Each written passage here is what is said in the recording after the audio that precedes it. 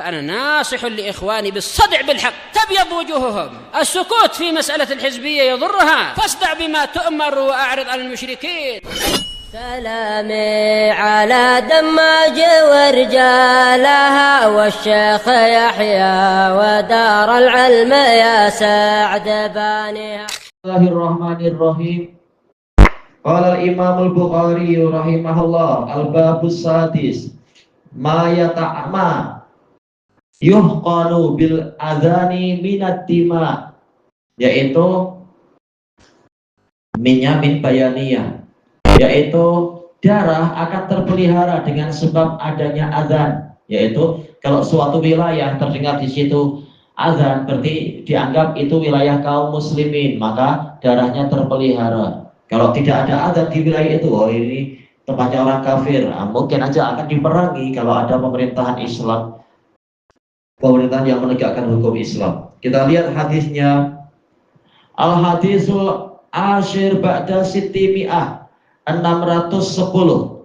Haddatsana Qutaibah bin Sa'id, yaitu Abu Raja Al-Baghlani Al-Balkhi, rawi di dalam Kutubus Sittah. Haddatsana Ismail ibnu Ja'far, beliau adalah Abu Ishaq Al-Basri Siqah. Ismail Abu Ishaq. An Humaid, Humaid adalah Abu Ubaidah, Humaid bin Tirwai Al-Basri. An Anas bin Malik radhiyallahu an. Tayyib. Al-Ansari Al-Madani Al-Basri. Jadi semuanya orang-orang Basrah kecuali Qutaibah bin Sa'id. Beliau adalah orang Afghanistan. Anna Nabiyya sallallahu alaihi wasallam kana idza ghaza bina qauman, bahwasanya Nabi sallallahu alaihi wasallam jika memimpin kami untuk memerangi suatu kaum, lam yakun yaghzu bina, tidaklah beliau memimpin kami berperang hatta yusbiha wa yangdur, sehingga beliau masuk di waktu subuh dan memperhatikan. Fa in sami'a adzanan, jika beliau mendengar azan, kaffa anhum, beliau menahan diri dari mereka, tidak memerangi mereka, menunjukkan azan ini termasuk tanda wilayah itu adalah wilayah kaum muslimin, seperti yang dijelaskan oleh Al-Qadhi Iyad, oleh Syekhul Islam Ibnu Taimiyah, demikian pula dijelaskan oleh Al-Hafidz Ibnu Hajar. Salah satu tanda suatu wilayah adalah wilayah Islam, yaitu adanya azan, karena ini adalah syiar Islam. Ini secara mudahnya. Adapun ketika diperinci, ya telah diperinci oleh Imam Ibnu Utsaimin rahimahullah di dalam Syarah Ushulis Salasah, yaitu adanya azan dan kaum muslimin dominan di situ, dominan bebas menegakkan syariat. Nah, itu dikatakan wilayah muslimin. Adapun kalau sekedar boleh azan tapi sehari-harinya tidak boleh menegakkan hukum Islam, ya ini bukan muslimin, bukan wilayah muslimin. Seperti apa? India jelas banyak azan, tetapi negara India sendiri bukan negara muslimin, karena yang mendominasi adalah para penyembah berhala, orang Hindu. Kaum musliminnya ditindas, kasihan. Iya betul. Iya, sama dengan bilangan Indonesia. Orang Hindunya lebih banyak lagi. Na'udzubillah. Kemudian dikatakan di sini wa illam yasma adzanan aghara alaihim, dan jika Nabi tidak mendengar azan, beliau melakukan penyerangan kepada mereka. Serangan secara tiba-tiba, al-ghara. Qal fa kharajna ila Khaybar, maka kami keluar menuju Khaybar. Khaybar ini tahun ke-7 ya perangnya. Ada yang mengatakan 6, yaitu mungkin akhir-akhir 6. Sebagian mengatakan 7, yaitu awal-awal tahun 7. Khaybar di luar Madinah. Kemudian fantahaina ilaihim lailan, kami tiba di wilayah Khaybar di malam hari. Falamma asbah, tatkala Nabi masuk di waktu subuh, walam yasma adzanan, beliau tidak mendengar azan. Ya, Khaybar dulu dikuasai oleh orang-orang Yahudi. Gimana sih sampai ada orang Yahudi di sana? Ya, mereka sudah beratus-ratus tahun di situ. Kenapa? Karena kerajaan mereka hancur. Kerajaan mereka yang di Baitul Maqdis hancur karena mereka banyak berbuat syirik. Akhirnya hancur dan mereka banyak yang lari. Ada yang lari ke Hijaz, yaitu sampai ke Madinah. Ada yang lari ke Yaman dan banyak wilayah. Nah, yang ke Madinah ya tentunya 3 kabilah itu. Nah, 1 kabilah yang lain lagi mereka bertempat di Khaybar. Ada yang anak 12 anak Nabi Yakub. Iya, mau terpencar-pencar semuanya setelah pemerintahan yang setelah sekian lama ditinggalkan oleh Nabi Sulaiman. Ya, Nabi Sulaiman dan putranya sudah wafat. Iya.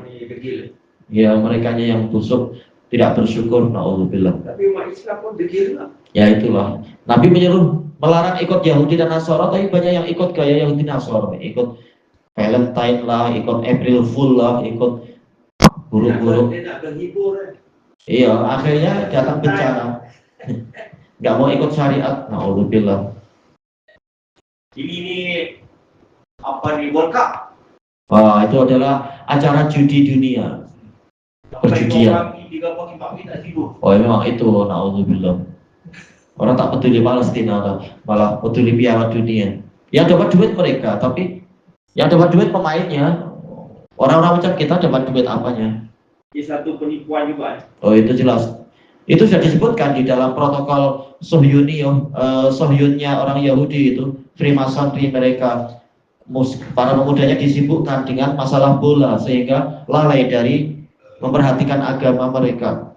Bahkan boleh jadi orang saling pukul gara-gara fanatik pada bola.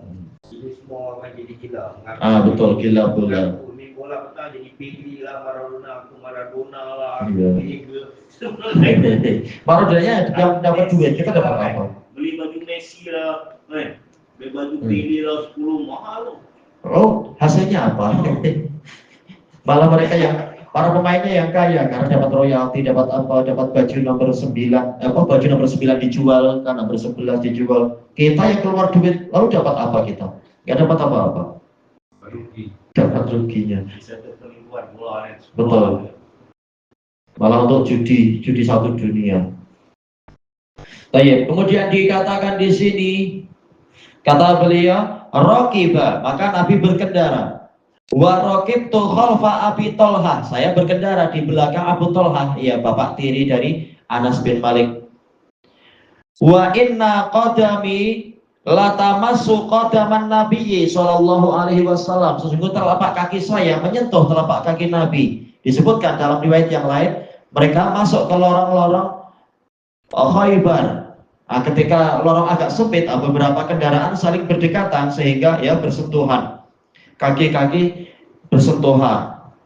Baik.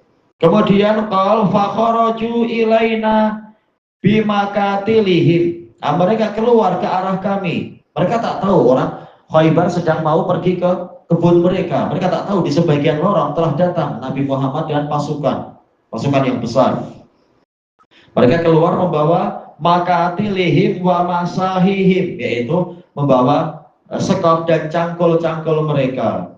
Falamma ra'awun nabiyya sallallahu alaihi wasallam qalu Muhammadun wallah, Muhammadun wal khamis. Tatkala mereka melihat Nabi Muhammad sallallahu alaihi wasallam, mereka berkata, Muhammad, demi Allah, Muhammad dan pasukan besar. Khamis yaitu pasukan yang besar, terbagi menjadi 5. Ada garis depan, garis kanan, sayap kiri, ada ekor dan ada jantungnya. Jadi dikatakan khamis, pasukan yang besar.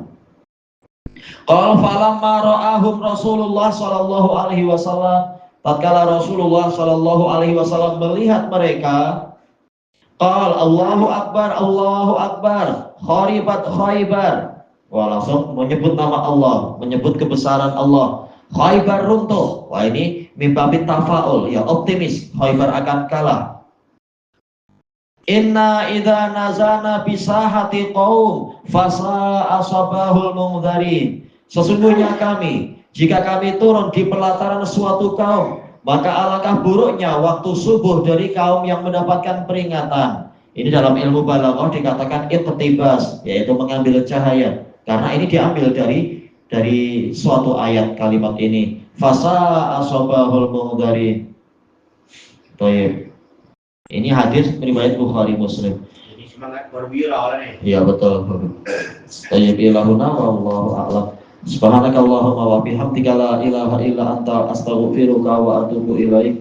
Alhamdulillahirabbil alamin. Jazakumullah khairan. Jadi Rasulullah dekat dengan Khaifah lah kalau nak dengar orang azan. Kalau dulu mana ada speaker. Iya, maka mendekat ke dekat-dekat benteng. Mendekat dengan benteng. Iya, Kalau berani. ini dengan calon tak dengar. Iya, betul. Kalau nak dengar dekat klinik apa ni Dr. Zaridin tu dia kena dekat dengan KFC tu. Memang harus mendekat, mengintai. Dengan tempat musuh tu bukan kat sini tak dengar. Betul. Kalau ada mic, kalau ada speaker pun kita dengar. Kalau tu tak ada speaker, mana Rasulullah dekat. Dekat, makanya begitu tahu ini bukan negara muslimin, Allah itu menyerang dengan tiba-tiba. Sudah di situ Nabi itu. Mana Rasulullah pergi berdekatan dengan bangunan tu Betul. untuk memastikan